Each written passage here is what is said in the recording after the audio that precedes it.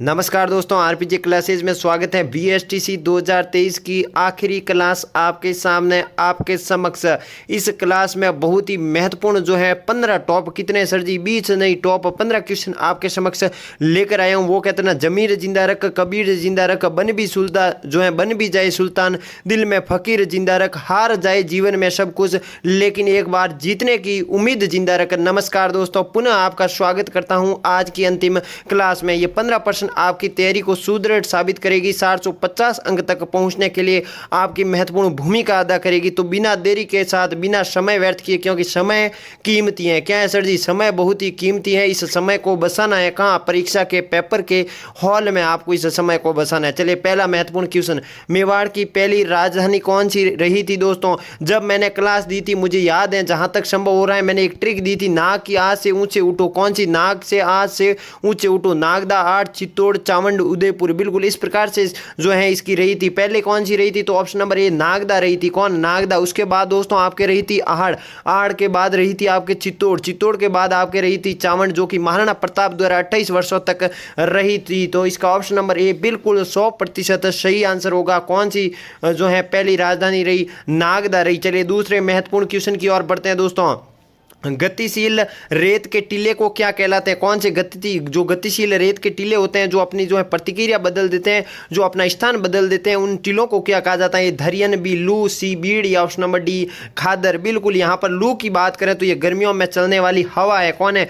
एक तरह की पवन है। कौन? लू। एक जो कि राजस्थान के थार मरुस्थल में बहने वाली या चलने वाली जो है प्रसिद्ध पवन है। कौन? लू। ये गर्म व शुष्क है। कौन? लू। तो इसका ऑप्शन नंबर ये धरियन, जो कि गतिशील रेत के टीलों के कारण जो है, धरियन के कारण ही जो है वो रेत की जो गतिशील टीले होते हैं उनकी आकृति बदल जाती है, उनकी दिशा स्थान बदल जाता है दोस्तों। चलिए, तीसरा महत्वपूर्ण क्वेश्चन, चित्तौड़ दुर्ग किस पठार पर स्थित है? कौन सा पठार है चित्तौड़ दुर्ग पर? जी हाँ दोस्तों, चित्तौड़ की बात करें तो इसका निर्माण चित्रांगन मौर्य ने करवाया। किसने? चित्रांगन मौर्य ने करवाया, जिसे राजस्थान का गौरव कहा जाता है, 3 शाखाओं वाला किला कहा जाता है दोस्तों। और राजस्थान का एकमात्र ऐसा दुर्ग है जहां पर खेती भी की जा सकती है। इस दुर्ग के अंतर्गत ये लसाड़िया का पठार, बी मैसा का पठार, सी मालानी का पठार, या ऑप्शन नंबर डी बीजासन का पठार। तो बिल्कुल 100% यहां पर ऑप्शन नंबर आपका रहेगा कौन सा? मैसा का पठार पर चित्तौड़ दुर्ग स्थित है दोस्तों। चलिए, चौथा महत्वपूर्ण क्वेश्चन, बागोर सभ्यता किस नदी पर स्थापित की गई है? कौन सी सभ्यता? बागोर, लूनी नदी, कांतली नदी, सांबी नदी, या ऑप्शन नंबर डी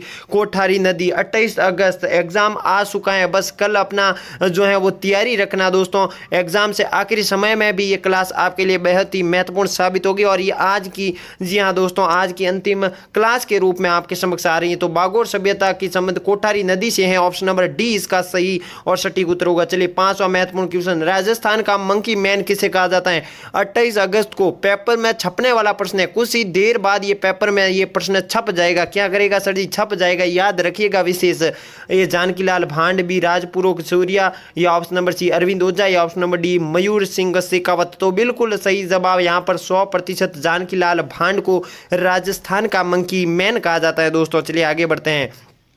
जागीरी दुर्गों का सिरमौर कौन सा किला कहा जाता है दोस्तों? सर जी, कुंभलगढ़ दुर्ग, सित्तौड़ दुर्ग, कुचामन दुर्ग, या ऑप्शन नंबर डी रहेगा आपके लोहागढ़ दुर्ग। जागीरी दुर्गों का सिरमौर। तो बिल्कुल सही जवाब ऑप्शन नंबर सी जो बच्चे दे रहे हैं उनका 100% सही उत्तर होगा दोस्तों। चलिए, 7वां क्वेश्चन, पाटा संस्कृति का संबंध किस जिले से है दोस्तों? आइए, बीकानेर, बी बाड़मेर, सी जैसलमेर, या ऑप्शन नंबर डी धौलपुर। बिल्कुल 100% आपका जो ऑप्शन नंबर बीकानेर का जो है दोस्तों पाटा संस्कृति का संबंध है दोस्तों। कौन सी सभ्यता? पाटा संस्कृति का संबंध है दोस्तों। चलिए, राजस्थान का खजुराहो किसे कहा जाता है? अब उत्तर किसी को नहीं देने की जरूरत है, क्योंकि ये सभी को अभी मुझे लगता है आ रहा होगा। जिसे नहीं आ रहा है उत्तर इसका, तो option number D Kiradu. Barmer को राजस्थान का खजुराहो कहा जाता है, और राजस्थान का मिनी खजुराहो किसे कहा जाता है? भिंड देवरा को कहा जाता है दोस्तों। चलिए, मेवाड़ का खजुराहो पूछ ले तो जगत अंबिका मंदिर को कहा जाता है दोस्तों। कलीला दमना किस चित्र शैली के 2 पात्र हैं दोस्तों? हाड़ौती, मेवाड़, जोधपुर, या ऑप्शन नंबर डी रहेगा जयपुर। नम्मा महत्वपूर्ण क्वेश्चन आपके सामने। तो बिल्कुल सही जवाब ऑप्शन नंबर बी मेवाड़ शैली कह लीजिए, या उदयपुर शैली। कलीला दमना प्रसिद्ध चित्र का जो है शैली के 2 पात्र हैं दोस्तों। चलिए, 10वां महत्वपूर्ण क्वेश्चन, राजस्थान में कुल कितनी वस्तुओं को जो है भौगोलिक संकेतक जीआई टैग प्राप्त है दोस्तों? बहुत ही अच्छा क्वेश्चन, छपने वाला प्रश्न है दोस्तों। 14, 15, 16 या 17। तो यहाँ पर 100% ऑप्शन नंबर सी 16 सभ्यता जो है 16 अंक जो है राजस्थान में कुल वस्तुओं की भौगोलिक संकेतक जीआई टैग 16 वस्तुओं को प्राप्त है दोस्तों। चलिए 11वां क्लास जो है 11वां प्रश्न माफ कीजिए अंतिम वार कौन सा BSTC 2023 का अंतिम वार अंतिम क्लास, ये आपके सामने का 11वां प्रश्न। 15 प्रश्न है, 11वां प्रश्न आपके सामने बहुत ही महत्वपूर्ण प्रश्न है दोस्तों। न्याय की छतरी कहाँ स्थित है?